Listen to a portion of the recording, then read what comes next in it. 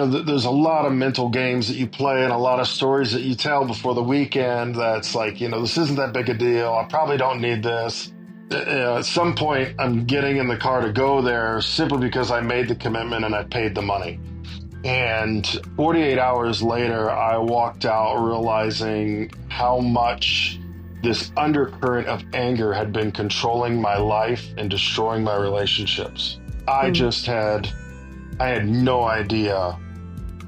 Welcome to the Crucible Project podcast. The Crucible Project is a nonprofit organization committed to creating a world of men and women who live with integrity, grace, and courage, helping them to fulfill their God-given purpose. This podcast will discuss important and sometimes difficult topics while delivering practical life applications with men and women who are currently practicing this work. We are igniting Christ-like change in men and women through experiences of radical honesty and grace. Welcome back to the Crucible Project podcast. I am your host today, Joy Dunning, and I am here with a longtime friend. I have known Robert here for, Robert, like 13 years, I think? 12 years? At least. It's been a long time. Robert, why don't you take a moment and introduce yourself, and I'm excited to have you here. Yeah, hi, Joy and Crucible fam. Robert Locklear. I live in the western suburbs of Chicago, a little town called Westmont near Hinsdale or Downers Grove, which is what most people seem to know in this area. My beautiful wife, Jennifer. My kids, Dean and Reed, are 8 and 6 and are not here, which is why it's quiet. They're at school in 3rd grade and kindergarten, but they bring us a lot of joy. And I'm excited to be here. Yeah, well, thanks for joining me. So, Robert, you hold a very special place in my heart for multiple reasons. Not only have you been a good friend, you were my worship pastor back in the day, and you're actually the guy who introduced my family, my husband, to Crucible, which really set us on a very different trajectory than what I think we would have been on otherwise. So why don't we go back in time a bit, and how long have you been involved? When did you do your initial weekend? Yeah, like Mark, I was invited to do an initial weekend. I'd been invited by a buddy of mine, Chris Wittenhall, and he was inviting me for 6 months, 8 months. We would do dinner every Tuesday night, and I'm an avid cook, as most people in my sphere know. So he would get all these meats from a city meat market in Naperville, and then I would grill them, and it was a wonderful feast. And then we would go on a long walk around his neighborhood, and we would just talk about life. He had discovered Crucible through his church, and he had been invited for a long time. And then he started asking me, what's going on in my life? What am I wanting? And, that was just such a gray thought to me. I was like, I don't want anything. Like, I'm doing what I'm told. I'm serving God. I'm a pastor in a local church. I'm leading an arts ministry. What I now know as Big King energy, I'd set a vision and was leading a large group of people to achieve it. And over the next 6 months, just that whole vision of perfection began to fall apart, and his invitations started to seem more pertinent. And finally, it's June of 2012, and like end of May, he's like, there's a weekend in 2 weeks, and you should really go. So I was able to, as an arts pastor, it's hard to get a weekend off. That's kind of when we do our thing. But I was able to coordinate someone to cover for that weekend.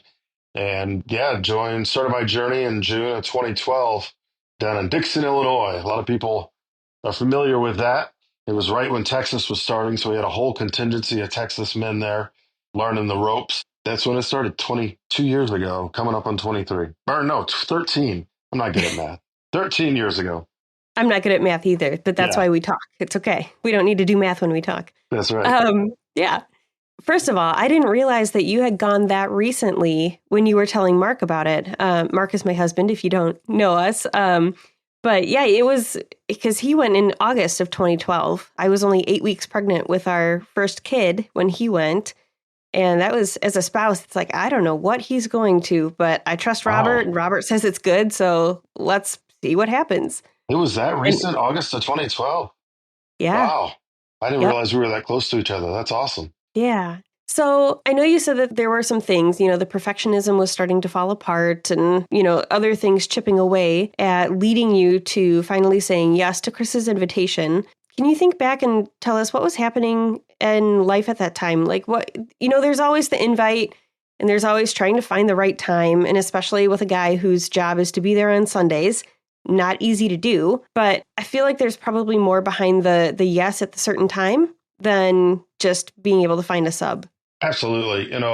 So a big part of my recent journey has been understanding Enneagram. Again, Chris introduced me to that concept, and learning that I'm an Enneagram 3 wing 4 has been very helpful to understand that I am one who is great at putting on an act and letting everybody understand and see a certain side of me, and that protects my secret world, where I can be whatever I want and do whatever I want. And as long as the world perceives me as great, then I can get away with whatever I want on the back end. And so that was really how I lived my life till that point. My family looked good, my job looked good, I held relationships together, but then I'd go to a dark place and grumble and brood and what we would often talk about, pushing the beach ball down. Then, like beach balls do, they pop up out of the water and they explode. And my wife was starting to experience more outbursts of anger from me. My worship team was starting to see me be more temperamental and more short fused.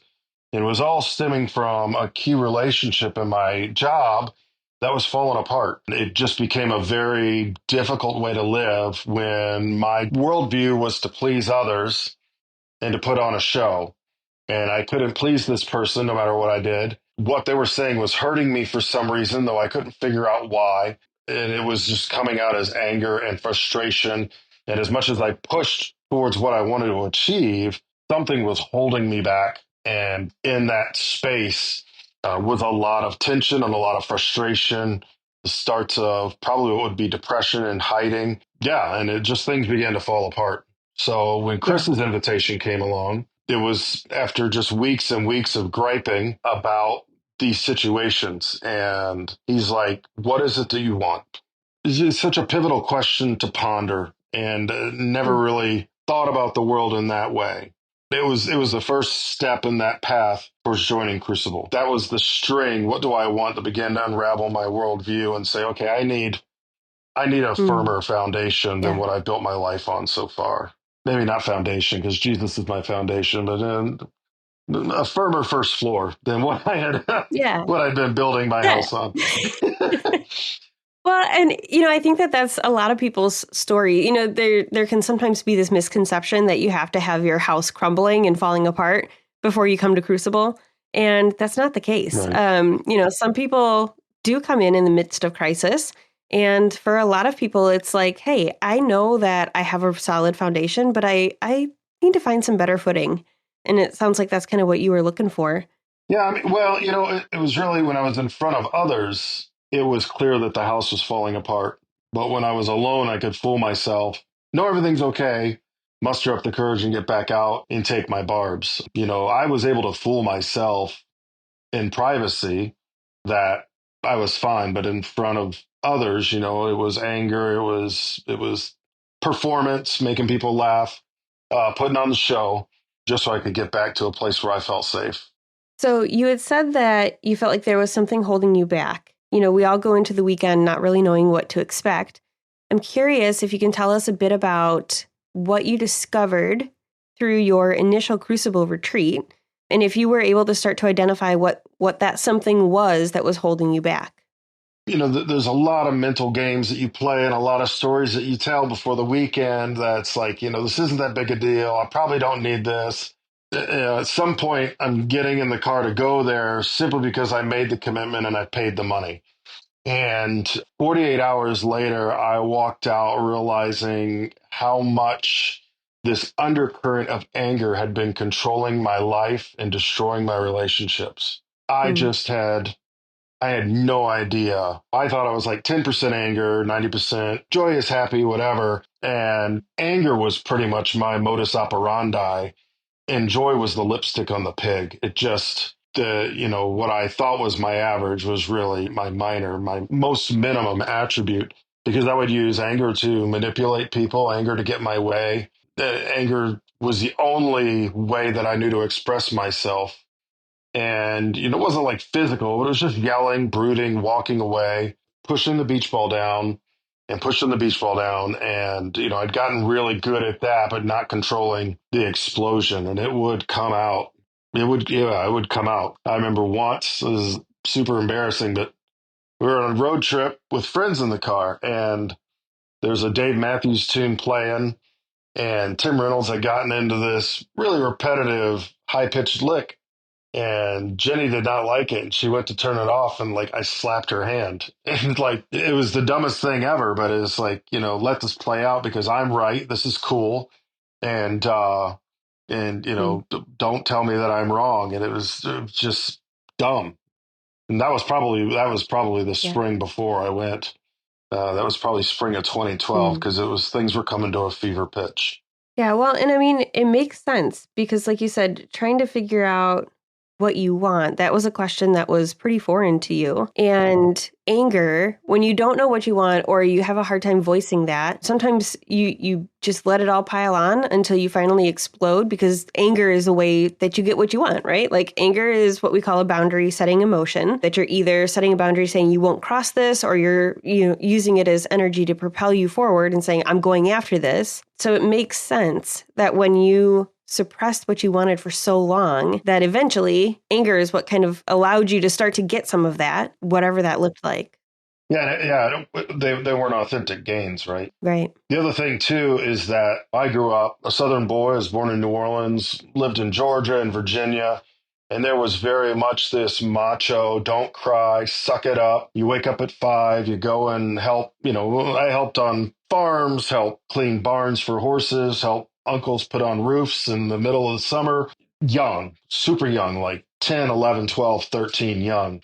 Crying was weakness, and sitting down was weakness. And I had learned to guard myself from vulnerability because showing weakness or vulnerability was a way for people to pick on you and exploit your weaknesses. And I had always considered myself a romantic or tender man. I wrote my wife poems, I bought flowers. But again, I wasn't able to receive vulnerability or be present in a vulnerable space with anyone, Mm. especially my wife. And we were 10 years into our marriage at that point, and it was that cycle was having its negative effect, as I would come to find out several months after my initial weekend. There was a larger rift in our marriage than I had realized was being caused by all these habits.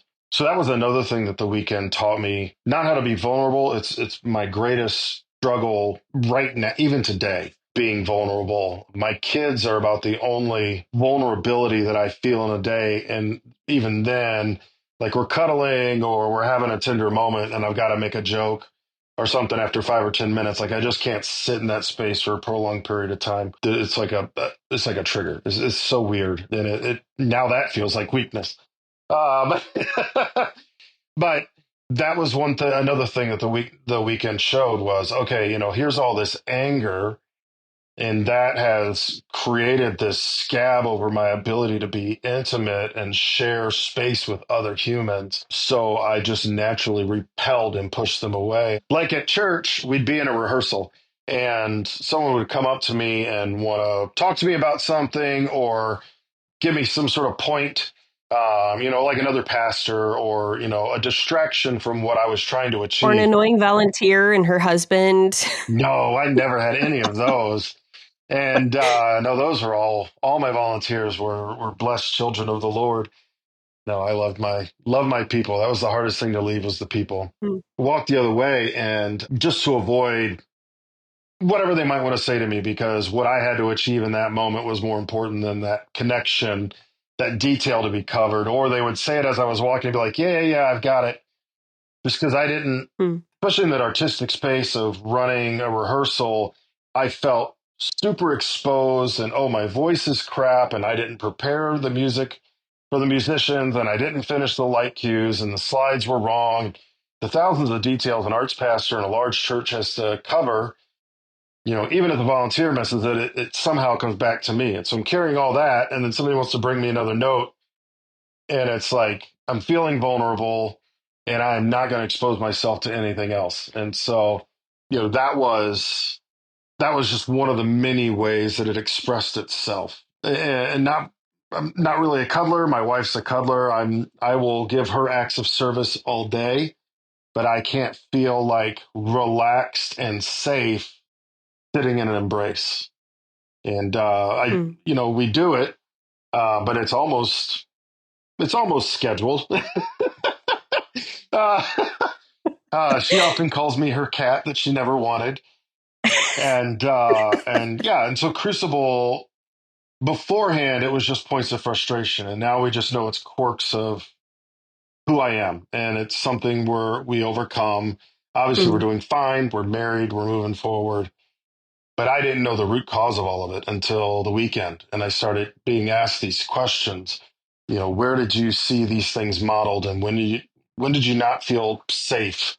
And all the other questions that Mm. come up when you start to dig below the surface of the life we've created and uncover all the shadow and the mess that you've sort of turfed over in the front yard. You think about a new house being built, you've got all that dirt and nastiness and muck. And so you call in the landscapers and they put that beautiful carpet of green. And, that's our life. And then you go to Crucible and they start to pull up the square and go, oh, look at the worms and the gnats and everything else in there. And, oh, look over here, you've got some water, not draining properly and, moss is growing. And you just start to realize in your life and your own spiritual journey, like there's all this junk, and it's not, at least for me, the goal isn't to have it all eradicated, but I definitely want to know where it's all Mm. at, and, what am I doing to operate authentically and fully, being aware that that mess is there. And that's one of the bigger Yeah. discussions. We talk a lot about the initial weekend, but Crucible has so many other resources for second level weekends, incredible one-on-one coaching, all of that combined in that 2-year program that I then went into in fall of 2012. I think I started in October, again at the invitation of Chris. A lot of my best and worst decisions have been brought Mm. on in my life by Chris, and those who know him will understand that. But all of that together really helped me begin to understand, like, okay, this beauty that I bring in this world of this energy to cast a vision and draw others into it and lead a team and create excellence and be creative and on and on and on is held in tension by this inability to be vulnerable without intentionality, and the anger that sometimes has to be, the root cause has to be managed, so I understand that I'm sad and that's manifesting as anger, or I'm scared and that's manifesting as anger, and begin to unpack this like super emotion and understand how the little emotions are being expressed in that big way. In Crucible, Mm. or, I guess in Carl Jung, it's gold and shadow. Understanding those two concepts and how they balance each other out was massive. And what I had to come to Mm. understand, and everybody's on a different journey, but obviously the shadow, I'm a part of that large group of men where shadow is such a big control in my life. And then the gap is when we are fighting to push that away and hide it. I had to learn how to embrace it. And what benefit does this bring to my life? What are the great things I'm getting from this? Because I am able to take verbal barbs and be in fluid situations and adapt, and like a cat land on my feet, able to let a number of things bounce off of me before it really starts to hurt me, especially from strangers.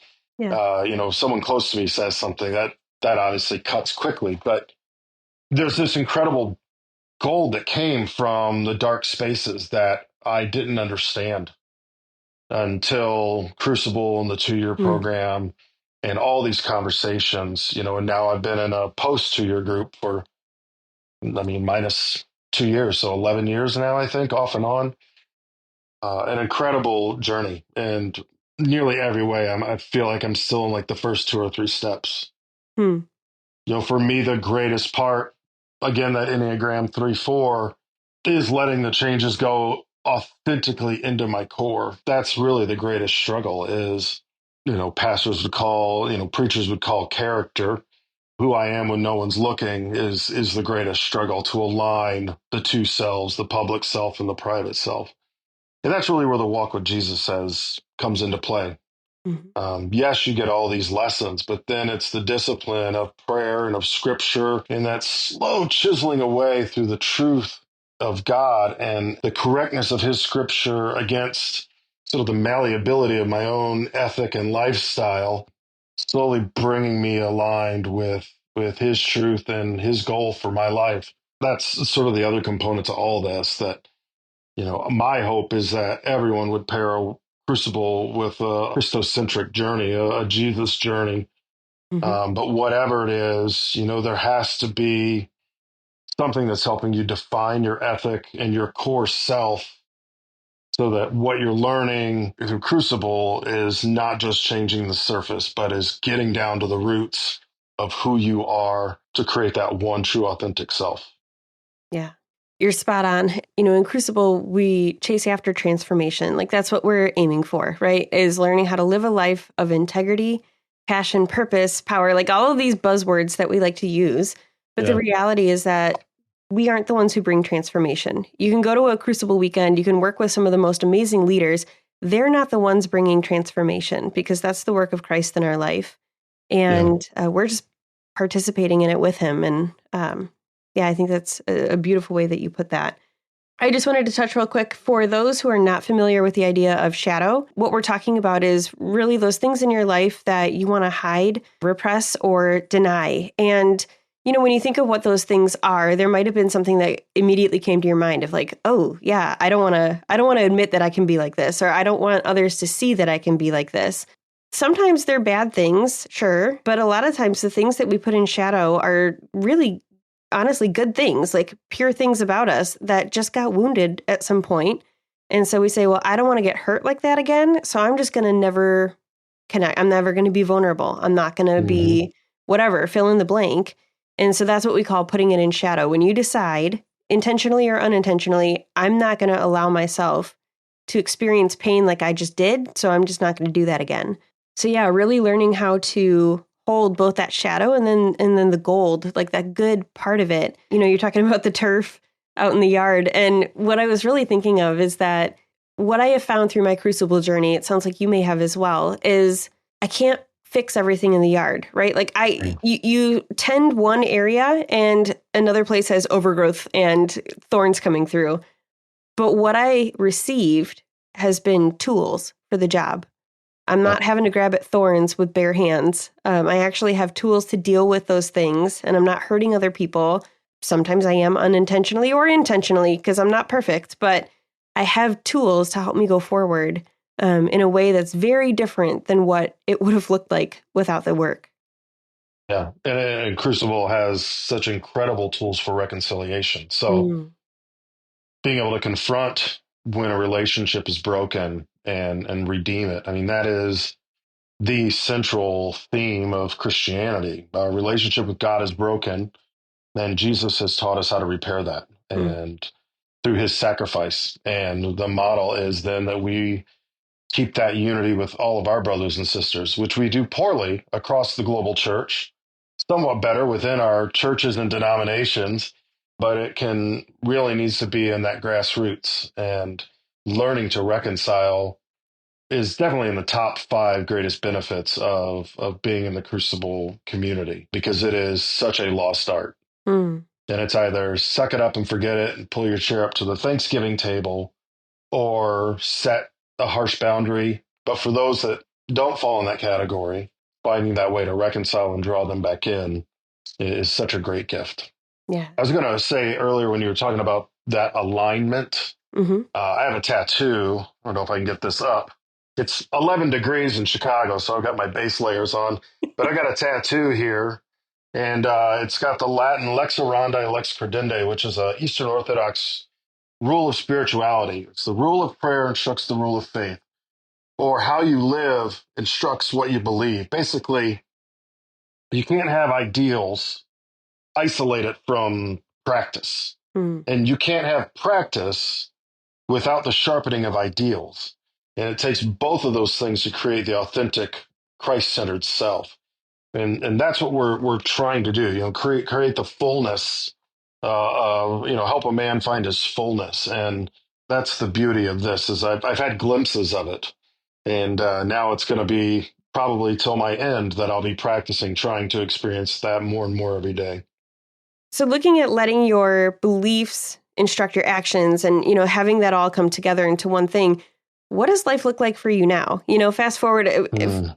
some of what I heard is, and just from knowing you personally, is that you had a rough childhood and now, fast forward how many years, now you have two kids that you are impacting and creating a life for your family. And, you can tell us about it, but you have a lot of opportunity to instruct a lot of kids with what you're doing now. Yeah. So what does life look like, and how does what you've learned through Crucible impact that? Well, yeah, like I said, before 2012, life was quote unquote perfect, moving along. My wife and I had exactly what we wanted: dual income, no kids. She was dedicated to her job and she was going to school for her current career. I was at the church, which was literally like 60 hours a week. Things were humming along. And then Crucible came in and really started to show like this was not sustainable. Hmm. And I had elders and just deacons and shepherds along the way go, Robert, you need to slow down. Robert, you need to do this. Of course, I was smarter than them, still am, which I show every day. But it's, but now the words got through. When the parent isn't talking and the neighbor says slow down, it's like, oh, maybe I should slow down. Everybody else is Hmm. noticing this. So began to slowly shift down like my drive at work, and that began to create another rift with the person that I was struggling in relationship with, because I was not 200% all in. I wasn't willing to go so many extra miles. I was willing to say no to certain things that were brought up at the 11th hour, that I wasn't going to sacrifice something with my wife or something with a friend to achieve. Hmm. And those little ticks just began to add up and create a greater divide in that relationship. But in my marriage, it began to allow my wife and I to, because she also went to what at the time was Women Revealed, and that gave us a common dialogue and the ability for me to express my sad, anger, scared, happy, excited, tender, what we call sachet, and my emotions, and then the context around those emotions started to open up an intimacy in our relationship that was authentic Hmm. and deeper than just achieving something together, but actually connecting with each other at that heart level. Because of that, we began to go, where do we want to be in 30, 40 years? We were with some friends on Christmas, and with their older kids that we had seen grow up. Now they're, one was in military and the other one was in college. And we were like, do we want to be alone or do we want to create memories like this for ourselves? And Hmm. so the direct result of going to Crucible caused us to want to have children, and now we have Dean, and who was born in 2016, and Reed in 2018. A seed was planted to continue the front yard vegetation theme, and sprouted, and now we have these two beautiful lives that I can't imagine this world without. Hmm.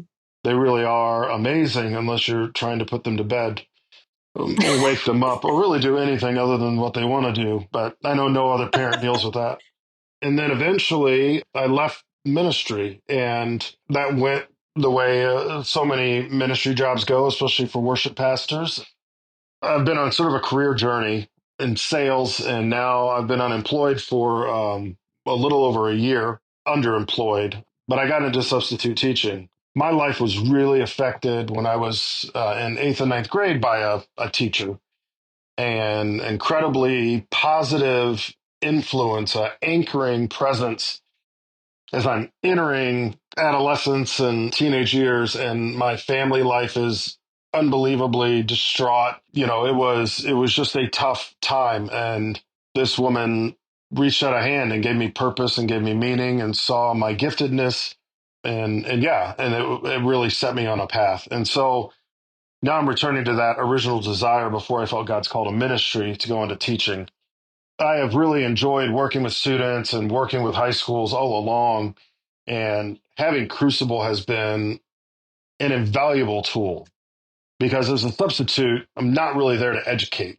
And so many substitutes I've heard have firsthand experience because I've not been under a substitute in decades.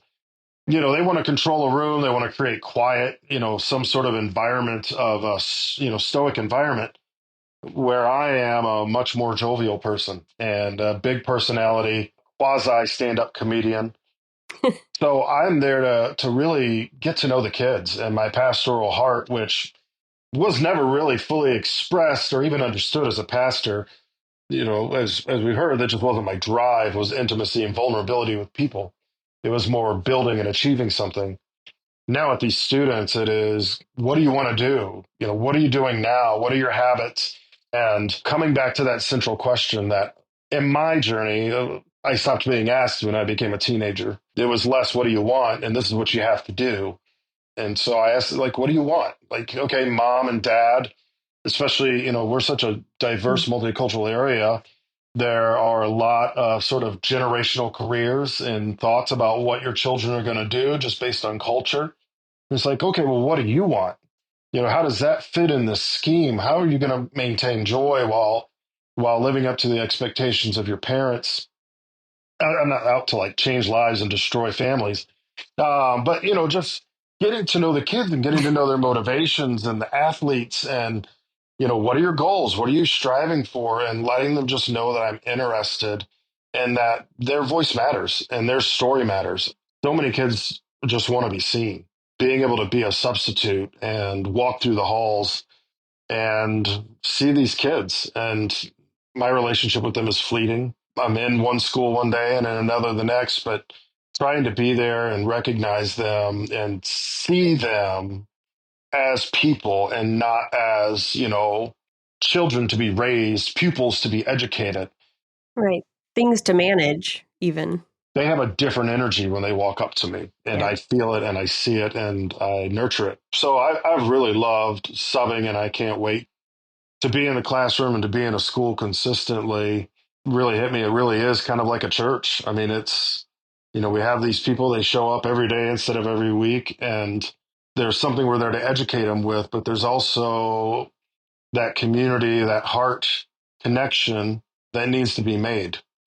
And I think because of all the rules and all the whatever, teachers are scared. Some teachers are scared to do that and balance that. And you need boundaries, which church definitely taught me. We did the Billy Graham rules at our church. We didn't go to lunch with women. We didn't, we weren't alone in a car with women. Like, and that's very much, how I live, even my life, civilian life, I guess. It's, if I find myself in that situation, I'm calling my wife to let her know who it is and what's going on, so we have full integrity. Mm. And so having those safeguards in a school and being above reproach is what we called it in ministry is key. Mm. But as long as those things are in place, creates a little bit of space to have a connection. I went last night to a restaurant to get one of my wife's favorite meals, and four of the girls from our local high school was there that I subbed for. And one of the things we talk about in Crucible is the sort of intimate love factor of Jesus, and that women and children felt safe going to him. And when Mm. I first heard that, it was like, oh, how many men? I lived my whole life avoiding men because of, the physical and mental anguish that had been subjected on me for 30 plus years before Crucible came into my life.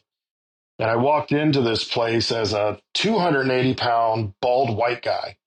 And these 14 girls were like, Mr. L, oh my, did we see you at school today? Where were you last? It's like, oh my gosh, and I just see them so rarely, and but they're feeling seen. And Yeah. for a generation that is, not even generation, just that age, teens always seem to be like lost, right? Like they're out doing their own thing. They're not in the house. The parents are almost empty nesters for a lot of those high school students. So it's important for those of us in the world to be safe harbors for them as they seek and express their individuality, to just let them know, like, we still see you. There's still Mm-hmm. accountability, but your values, your purpose are encouraged, and express that, seek that in the safe Yeah. place of that adults should be creating for you. Mm. Yeah. I mean, I would challenge that you are educating them.